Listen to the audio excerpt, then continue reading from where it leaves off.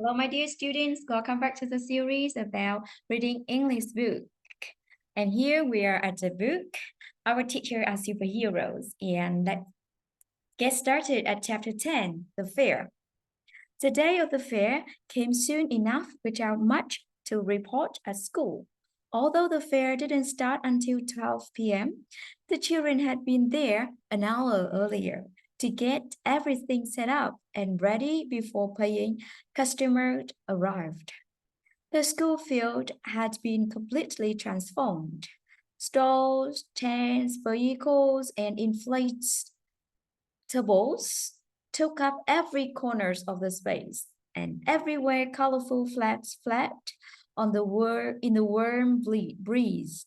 The same breeze carried aroma of cooking burgers and hot coffee, and the sugar which hung in the air around the pig and mixed all wriggled up the noses of passerby. A wonderfully busy hum filled in the field, rising up from ice cream vans, cash boxes, food wrappers, and busy conversations, not to mention the music blaring from the hall speakers, which had been dragged outside to provide entertainment. One of the parent volunteers was fiddling with the microphone on a long wire, and every now and then it created a piercing whistle, forcing his hand to fly up to his ears.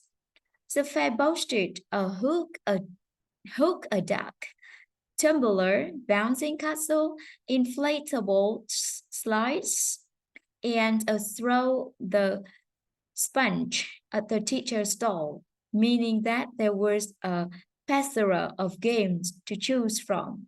Amidst all of these, under a canopy near the bouncy castle, which Benji and Freya's splat the rat. While setting out the table and arranging the rat board, with the pie attached, the pair kept their eyes peeled for Miss Higgins and Mr. J. Occasionally, they saw them nipping in and out of the teacher's only staging area at the side of the building. More often, they were carrying chairs, putting up bunting, or pointing other children in the direction of where help was needed. Nothing caught Freya's attention or Benjamin's imagination, much to their disappointment. After the gates opened at noon, people came flooding onto the school playground and field. All of the stalls were quickly bustling with customers, including lots of people attempting to splat the red. It became a little trickier to keep track of the two teachers, but Freya and Benji had agreed a plan in advance to make sure that they didn't let anyone more opportunities pass by. With both of them running the stall, it was easiest for one person, Freya, to take the money from customers and work out any change, and the other person, Benji, to be in charge of dropping the bread onto the top of the pint, ready for customer to try for splat it at the bottom. However, Mr. J or Miss Higgins did anything which looked even a little fishy. The children would say that they needed more change, in which case one of them would stay in the stall and the other would use the cues to follow or spy as necessary. Distracted by the work and their endless queue of customers, they were beginning to think that their plan would never be needed.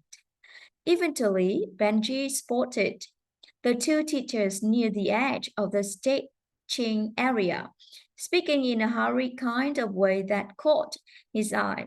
Mr. J pointed into distance. Miss Higgins looked carefully at her watch, then pointed at Mr. J with some kind of instruction. If only Benji were close enough to hear the conversation.